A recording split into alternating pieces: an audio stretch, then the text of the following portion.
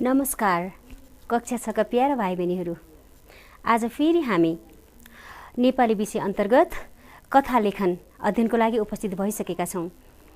यहाँहरूको शिक्षिका म मीरा ढकाल। आज हामी कथा कसरी लेखिन्छ त, कथा भनेको के हो भन्ने विषयमा चाहिँ कुराकानी गर्छौँ।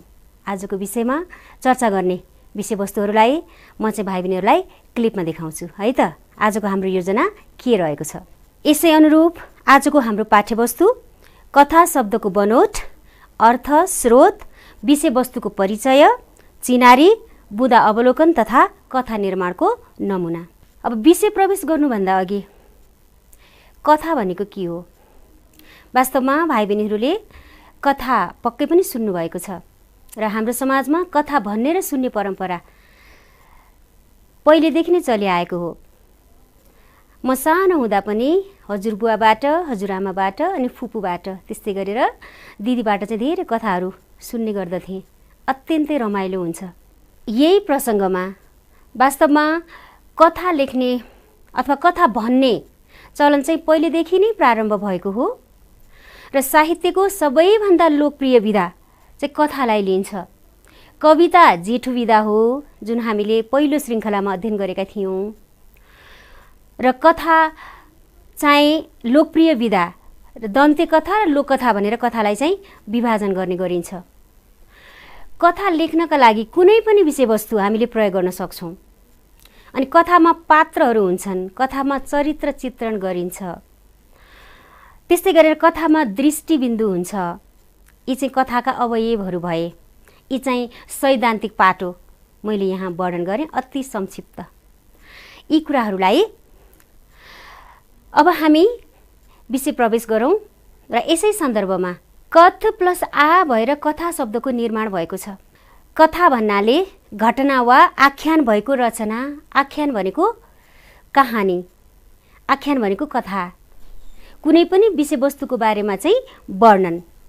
त्यसै गरी कहानी भन्ने गर्छौँ हामी। भने पात्र, चरित्र वा घटनामा आधारित छोटो गद्यात्मक साहित्यिक रचना जो चाहिँ गद्यमा लेखिएको हुन्छ, वाक्यको क्रमहरू मिलाएर लेखिएको हुन्छ। भने यो चाहिँ यसको बनोट भयो। अनि वास्तवमा कथ चाहिँ धातु हो र कथको अर्थ चाहिँ कथ्नु भन्ने हुँदो रहेछ, भन्नु भन्ने हुँदो रहेछ, अभिव्यक्त गर्नु भन्ने हुन्छ। भने कुनै पनि विषयवस्तु, हामीले देखेका कुनै पनि विषयवस्तु, काल्पनिकतामा पनि हामीले कथा चाहिँ लेख्न सक्छौँ। जस्तो जीवनी लेख्दाखेरि हामीले अघिल्लो श्रृङ्खलामा छलफल गरेका थियौँ, जीवनीका विषयवस्तुहरू चाहिँ यथार्थपरक हुन्छन्, यथार्थतामा अडिएको हुन्छ। भने कथामा त्यस्तो कुनै पनि यथार्थता चाहिँदैन। कुनै पनि विषयवस्तुलाई रोचकता थपेर, कौतूहलता जगाएर, पठनशील बनाएर पाठकलाई साँच्चै अब के हुन्छ, आहा कस्तो रमाइलो भइराखेको छ, अब यस पछाडिको घटनाक्रम के होला, अनि अन्तमा यसको निष्कर्ष के होला, यसले के कुरा बताउन खोजेको होला त भन्ने खालका जिज्ञासा नै वास्तवमा कथाका चाहिँ बहाव हुन्, कथा बहने क्रम हुन्। हो यस्ता अनुभूति पाठकलाई चाहिँ हुन जरुरी छ। त्यसैले कथाको विषयवस्तु आफू स्वयं पनि हुन सकिन्छ, त्यस्तै गरी दोस्रो व्यक्ति पनि हुनसक्छ, परिवेश हुनसक्छ, आर्थिक अवस्था हुनसक्छ, राष्ट्रियता हुनसक्छ। त्यसैले कथालाई विभिन्न भागमा वर्गीकरण गरेको छ, त्यो चाहिँ हामी प्रसङ्गमा छलफल गर्दै गर्छौँ। भने हामीले कथा शब्दको बनोट र यसको चाहिँ अर्थ अध्ययन गऱ्यौँ। यस पछाडि अब स्रोतका आधारमा कथालाई हामीले हेर्दाखेरि यो कथा शब्द चाहिँ तत्सम शब्द हो। किनभने कथ प्लस आ कथा, कथ भनेको कथ्नु भने, मैले बोल्नु भने, भन्नु भने, त्यसमा चाहिँ आ प्रत्यय लागेर हामीले कथा शब्दको निर्माण भएको भन्ने प्रसङ्ग भइसकेको छ। भने स्रोतका आधारमा, किनभने नेपाली भाषामा प्रयोग गरिने शब्दहरू चाहिँ आवश्यकता अनुसार विभिन्न स्रोतबाट हामीले चाहिँ आयात गरेका छौँ। यसको आधारमा संस्कृत भाषाबाट जस्ताको तस्तै नेपाली भाषामा प्रयोग गरिने शब्द कथा, त्यसैले कथा शब्दलाई हामीले तत्सम शब्द भन्ने गर्छौँ। भने प्रयोगजनित भूमिकाको आधारमा चाहिँ यो यसले नामपदको काम गर्छ। भनेको जस्तै मैले एउटा वाक्य लेखेको छु यहाँ, म कथा पढ्छु। यही कथा शब्दलाई हामीले वाक्यमा प्रयोग गर्यौँ भने चाहिँ त्यसको प्रयोगको भूमिकाको आधारमा यसले पदवर्गको हिसाबमा गणना गर्दा चाहिँ नामपदको रूपमा चाहिँ दर्शिन्छ। नामपदलाई चिनाउँछ यसले, अथवा नामपदको उदाहरण चाहिँ बनेको हुन्छ। म कथा पढ्छु, म चाहिँ सर्वनाम पद हो, नामपदको सट्टामा आउने पद सर्वनाम पद भनेर हामीले पढ्नुपर्छ। अनि त्यस्तै गरी कथा चाहिँ नामपद हो। वास्तवमा को र के को उत्तरमा आउने पद चाहिँ नामपद हुन्छ भनेर पदवर्ग छुट्याउँदाखेरि सिकाउन पर्छ। भाइ बहिनीहरूलाई आगामी कक्षामा यो तरिका पनि म अवश्य पनि बताउने छु। त्यसैले अहिले मैले यहाँ तत्काल भने कथा चाहिँ नामपद हो भने पढ्छु चाहिँ क्रियापद। हामीले वाक्य पढ्दा पनि जानेका छौँ, वाक्यको अन्त्यमा आउने समापिका रूपमा आउन पर्यो, वाक्य टुङ्ग्याउने क्षमता लिएर आउन पर्यो, अनि जो चाहिँ धातु र प्रत्यय मिलेर बनेको हुन्छ भनेर चाहिँ हामीले दर्शाइसकेका छौँ, अभिव्यक्त गरिसकेका छौँ। यो चाहिँ भाइ बहिनीहरूले जानेको कुरा भयो है। त्यसैले कथा चाहिँ वास्तवमा तत्सम शब्द अनि पदवर्गको हिसाबले चाहिँ नामपद हुँदो रहेछ। यति कुरा मैले भाइ बहिनीहरूलाई जाहेर गरेँ है त, बुझ्दै हुनुहुन्छ? ल त्यसो भने अब हामी कथाको परिचय अन्तर्गत जाउँ। कथा शब्दलाई बनोट अनि स्रोतका आधारमा कथा शब्द, त्यस पछाडि हामीले कथाको अर्थ पनि बताउने कोसिस गऱ्यौँ। अब हामी परिचय के हो त कथा, र अघि पनि भने बालककालमा आफ्ना अग्रजहरूसँग बसेर जीवन जगतका, जीवनमा उहाँहरूले भोगेका घटनाक्रमहरूलाई बडो रोचक ढङ्गमा कथाको रूपमा चाहिँ प्रस्तुत गर्नुहुन्थ्यो। मैले चाहिँ अनुभूत गर्न पाएँ, जसको कारणले अनुशासित, विनयशीलता, आज्ञाकारीपन अनि सत्यवादिता मैले आफूमा चाहिँ ग्रहण गरेँ। यो चाहिँ अग्रजहरूको सामिप्यताले मैले प्राप्त गरेका कुराहरू भए, र यस्तै सौभाग्य मेरा प्यारा भाइ बहिनीहरूले पनि आफ्नो परिवेशबाट चाहिँ प्राप्त गर्न सक्नुहोस्, यो चाहिँ मेरो शुभेच्छा। त्यसैले आफ्ना परिवारमा रहनुभएको जति पनि ज्येष्ठ नागरिकहरू हुनुहुन्छ, हजुरबा हजुरआमाहरू हुनुहुन्छ, उहाँहरूलाई सदा सम्मान गर्नुहोस्, उहाँहरूले भनेको अत्यन्त मान्नुहोस्, आफूले विद्यालयमा सिकाएका कुराहरू उहाँहरूलाई सुनाउनुहोस् र उहाँहरूको अनुभव चाहिँ ग्रहण गर्नुहोस्, उहाँहरूलाई चाहिँ बताउन हौसला प्रदान गर्नुहोस्। त्यसो गर्दाखेरि एकअर्कामा आत्मीयताको भावना पनि बढ्छ र पुराना पुस्ताले नयाँ पुस्तालाई आफ्नो संस्कार सिकाउने परिवेश पनि निर्माण हुन्छ।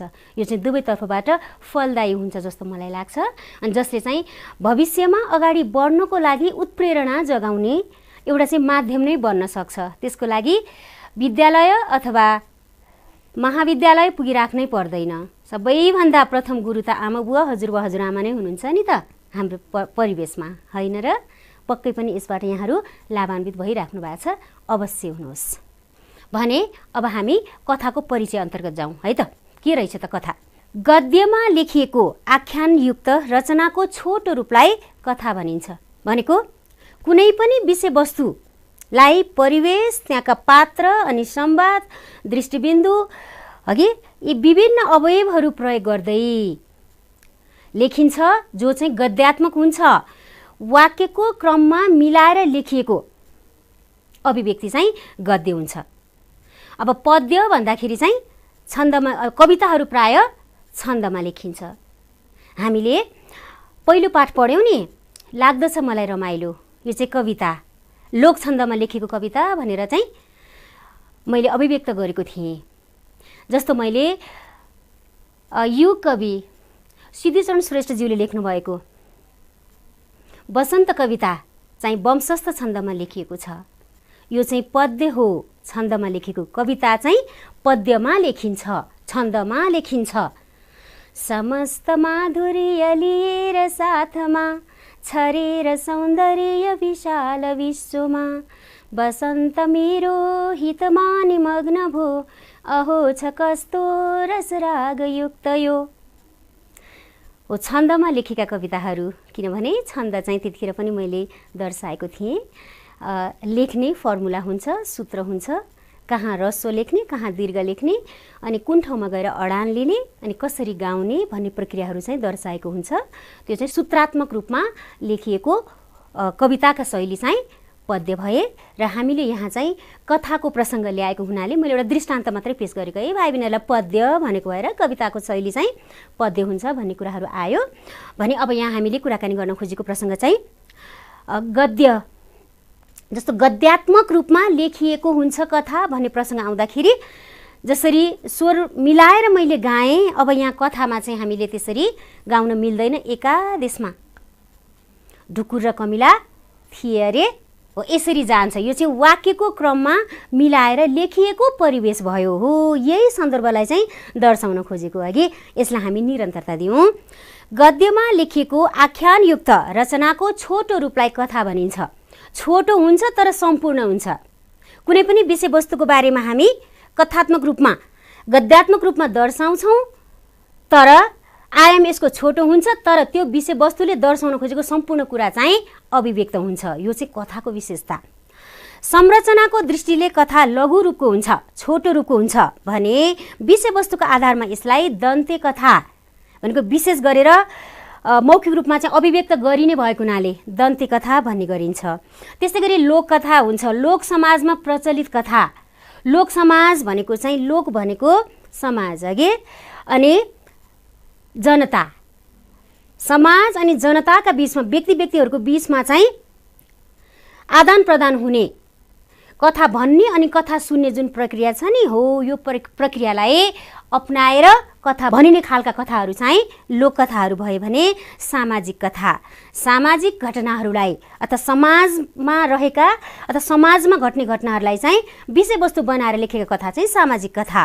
त्यस्तै गरी नीति कथा नियम अनुशासन विनयशीलता आज्ञाकारीपन आदि सिकाउने आदि चाहिँ सन्देश दिने खालका कथाहरू चाहिँ नीति कथाहरू हुन्छन् भने ऐतिहासिक कथा भनेको ऐतिहासिक घटनाक्रमहरूलाई मुख्य विषयवस्तु बनाएर लेखेको कथा चाहिँ ऐतिहासिक कथा हुन्छ भने यिनै ऐतिहासिक कथाका रूपमा विश्लेषण गरिन्छ। यसलाई मैले फेरि दोहोऱ्याएँ है त। विषयवस्तुका आधारमा यसलाई दन्ते कथा, लोककथा, सामाजिक कथा, नीति कथा, ऐतिहासिक कथाका रूपमा विश्लेषण गरिन्छ भन्दाखेरि कथा विभिन्न विषयवस्तुका हुँदा रहेछन्, विभिन्न शीर्षकमा आधारित हुँदा रहेछन् अनि विभिन्न घटनाक्रमहरूलाई चाहिँ समेट्दा रहेछन्। यो प्रसङ्गलाई हामीले दर्शायौँ र जस्तै मैले उदाहरण पनि पेश गरेको छु। राजकुमार दिक्पालको कथा मैले चाहिँ सानो हुँदाखेरि मेरो अग्रजबाट सुनेको कथा यो। त्यसै गरी शिशिर बसन्तको कथा है, यो चाहिँ लोककथा। अनि त्यसै गरी कर्तव्य कथा आदरणीय कथाकार गुरुप्रसाद मैनालीद्वारा लेखिएको कर्तव्य कथा, यो चाहिँ सामाजिक आदर्शोन्मुख यथार्थवादी कथा हो र वास्तवमा यो कथा अत्यन्त व्यवहारिक कथा छ अघि। त्यस्तै गरी न्यायको पक्ष नीति नियममा चाहिँ आधारित भएर जीवन चाहिँ अग्रसर हुनुपर्दछ भन्ने खालको सन्देश प्रदान गर्ने कथा चाहिँ न्यायको पक्ष कथा। त्यस्तै गरी निद्रा कथा हामी कक्षा 9 मा पढ्छौँ। त्यस्तै गरी भाग्य कक्षा 6 मै मैले कुनै पाठ्यपुस्तकमा देखेको छु। त्यस्तै गरी लालु र काल पनि हामीले पढेका कथा हो यो। अनि ढुकुर र कमिला यी चाहिँ विभिन्न कथाका शीर्षकहरू भए र आदि आदि जस्ता अनगिन्ती कथाहरू छन्। किनभने जनसमाजमा चाहिँ अत्यन्त प्रचलित अत्यन्त रोचक रूपमा चाहिँ सबै मानवहरूले अथवा नागरिकहरूले चाहिँ स्वीकारेको साहित्यको विधा भएको हुनाले कथालाई अत्यन्तै मन पराउँछन् सबैले है, सबैको प्रिय विधा चाहिँ रहेको छ र यसलाई चाहिँ विभिन्न कथाका शीर्षकहरूको रूपमा चाहिँ यहाँ दर्शाएँ भने अब यिनै प्रसङ्गलाई एक बसाइमा पढिसकिने, लामो हुन हुँदैन। आजकल केटाकेटीहरू चञ्चल हुन्छन् है, त्यसैले एक बसाइमा पढिसकिने छोटो तर पूर्ण, छोटो हुन्छ 1 वा 1.5 पेजको हुन्छ अथवा 2 पेजकै हुन सक्ला, तर एकपटक हामीले चेयरमा बसेर अथवा चाहिँ फ्लोरमा बसेर पढ्न थाल्यौँ भने पढिसकेपछि मात्रै हामी उठ्छौँ क्या। छोटो आयाम भयो भने त पढिसक्न सक्यो नि त हो। यस अर्थमा रोचक अभिव्यक्ति जसले पाठकलाई कौतूहलता जगाउँदै, अघि पनि मैले उद्घोष गरिसकेको छु, कथा पढ्दै जाँदा अब के हुन्छ होला, ला अब यस्तो पात्र आयो, अब त्यसले के गर्छ होला भन्ने खालका कौतूहलता, डर, त्रास अनि खुसी, हाँसो, रमाइलो अनुभूति चाहिँ गराउँछ। कौतूहलता जगाउँदै अन्त्यमा बडो व्यावहारिक सन्देश प्रवाह गर्दछ, त्यो नै कथा हो। एकचोटि फेरि दोहोऱ्याउँछु ल। एक बसाइमा पढिसकिने छोटो तर पूर्ण रोचक अभिव्यक्ति जसले पाठकलाई कौतूहलता जगाउँदै अन्त्यमा बडो व्यावहारिक सन्देश प्रवाह गर्दछ, त्यो नै कथा हो। बुझ्नुभयो? जस्तो जीवनी र कथामा चाहिँ केही फरक दर्शाउनु होला। खास गरी एउटै चरित्र भएका उस्तै विशेषता भएका विधा हुनेहरू अनि जस्तो अब भाइ बहिनीहरूले चाहिँ हामीले परीक्षाको लागि तयारी गर्दा पनि प्रश्न नम्बर 12 मै सोध्ने, यो चाहिँ वैकल्पिक प्रश्नको रूपमा कि कथा कि जीवनी सोध्ने गरिन्छ। त्यसकारण कथा पनि लेख्न जान्न पर्यो। जीवनी त मैले सिकाइसकेको छु, अवश्य पनि यहाँहरूले अभ्यास गरिराख्नु भएको छ होला है, गर्नुभएको छ नि। भने मैले भनिसकेँ प्रश्न नम्बर 12मा सोधिने वैकल्पिक प्रश्न हो यो, भने एउटै ढाँचामा दिन्छ है। अहिले चाहिँ कथा लेख्न हामी सिक्दैछौँ र कथाका लागि जीवनीको जस्तै कथाको लागि पनि बुँदाहरू प्राप्त गर्छौँ हामीले। हामीलाई चाहिँ आउटलाइनहरू दिएको हुन्छ, हामीलाई चाहिँ बाटो देखाएको हुन्छ, अनि त्यहाँ जुन बाटो देखाएको हुन्छ नि त्यही बाटो अनुसार अगाडि बढ्ने हो र सुन्दर पढ्न योग्य कौतलता जगाउने खालको चाहिँ कथा हामीले लेख्ने हो। भने त्यसका लागि बुँदाहरू चाहिँ एकचोटि म भाइ बहिनीहरूलाई दर्शाउँछु है त। भाइ बहिनीहरूको टेलिभिजन स्क्रिनमा पनि देखिएको छ, अघि मैले क्लिप मार्फत ल्याएको छु, एकचोटि अवलोकन गर्नुहोस्। जस्तै खरायो जानी जाने सिंहको गुफामा ढिला पुग्नु, सिंह रिसाउनु, खरायोले वनमा अर्को सिंह देखेको बताउनु, सिंह खरायोको पछि लागेर इनार भएको ठाउँमा पुग्नु, खरायोले इनारभित्र सिंह भएको बताउनु, सिंह रिसले गर्जनु, नयाँ सिंहले इनारको सिंहसँग लड्न नसकिने सोच्नु, दुवै सिंहका बीच मित्रता भई खरायोलाई खाने सहमति हुनु, पुरानै जुक्ति लगाएर भाग्ने दाउ खोजेको खरायो अलमलमा पर्नु, सिंहले खरायोको मासु खाएर हड्डी जति इनारको सिंहलाई दिनु। यहाँ चाहिँ केही बुँदाहरू, केही भनाइहरू, केही सन्दर्भहरू हामीले बुँदागत रूपमा लियौँ, किनभने कथा लेख्नको लागि हाम्रो यो तहमा हामीलाई बुँदाहरू उपलब्ध गराएको हुन्छ, ती बुँदाहरूको स्वरूप भयो यो। भने अब तिनै बुँदाहरूलाई कसरी कथाको ढाँचामा चाहिँ बदल्ने त, लेख्ने तरिका के हो त, अलिकति त्यो नियम पनि जान्न जरुरी छ। त्यसको लागि कथा लेख्ने तरिका, कथा लेख्दा ध्यान दिनुपर्ने कुराहरू, यो पनि क्लिपमै आएको छ, भाइ बहिनीहरूले ध्यानले हेर्नुहोला है। सर्वप्रथम शीर्षक चयन गर्ने, कथाको सारवस्तु झल्काउने वा मुख्य पात्रका नामबाट राख्नुपर्ने। भनेको कथामा जुन विषयवस्तु, जुन समस्यालाई हामी उजागर गर्ने कोसिस गर्छौँ नि हो, त्यही समस्या चाहिँ सार रूपमा आउने गरेर है कथाको शीर्षकले नै बोध हुनपर्छ कि कसरी वर्णन चाहिँ अगाडि बढेको छ भन्ने कुरा। त्यसैले सारवस्तु झल्किने अथवा कथाको मुख्य पात्र जो चाहिँ सङ्घर्षशील पात्र हुन्छ हो, त्यो पात्रको नामबाट चाहिँ शीर्षक राखिन्छ। त्यसै गरी दिएको बुँदाहरूलाई प्रारम्भ, मध्य र अन्त्य गरी 3 अनुच्छेदमा विभाजन गर्ने। अनि यसको पनि आयाम चाहिँ 1 पाना नै हुन्छ। त्यो 1 पानालाई प्रारम्भ, मध्य अनि अन्त्य गरेर 3 अनुच्छेदमा चाहिँ विभाजन गर्नुपर्छ। त्यसै गरी दिएका बुँदाहरूलाई नखलबल्याई दृश्यको कल्पना गरेर संवादहरू कथानक रूपमा चाहिँ प्रस्तुत गर्ने। अब त्यहाँ चाहिँ पात्र उपस्थित भइसकेपछि संवाद बोल्छ उसले, तर त्यो संवादलाई हामीले संवादकै रूपमा चाहिँ लेख्दैनौँ, अघि पात्र उसले गरी लेख्दैनौँ, यो चाहिँ गद्यात्मक रूपमा आउनुपर्छ। भनेको वाक्यको ढाँचा मिलाएर अनुच्छेदको रूपमा चाहिँ आउनुपर्छ। यसलाई हामीले ध्यान दिने। मौलिक भाषाको प्रयोग गरी प्रस्तुति सरल र सललल्ल बगेको हुनुपर्ने।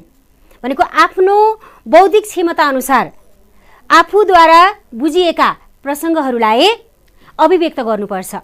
त्यसैले सलल्ल बगेको हुनुपर्छ। अनि कथा अन्त्य हुँदासम्म त्यसको उद्देश्य पुरा भई सन्देश प्रवाह गर्नुपर्छ। त्यहाँ चाहिँ समस्या आउँछ अनि समस्यालाई चाहिँ मुख्य पात्रले समस्यासँग जुझ्छ अनि त्यसलाई चाहिँ सफल अवतरण गरेको अथवा सकारात्मक सन्देश नै दिने खालको अथवा नकारात्मक सन्देश पनि कहिलेकाहीँ आउँछ है। अध्ययन गरिएन त्यसैले भविष्यमा असफल भयो, त्यसकारण समयमा अध्ययन गर्नुपर्छ है, विद्यार्थीले भन्ने खालको सन्देश आउनु पर्यो नि त हो। यस्तो खालको सन्देश चाहिँ कथाले अन्तमा दिनुपर्छ।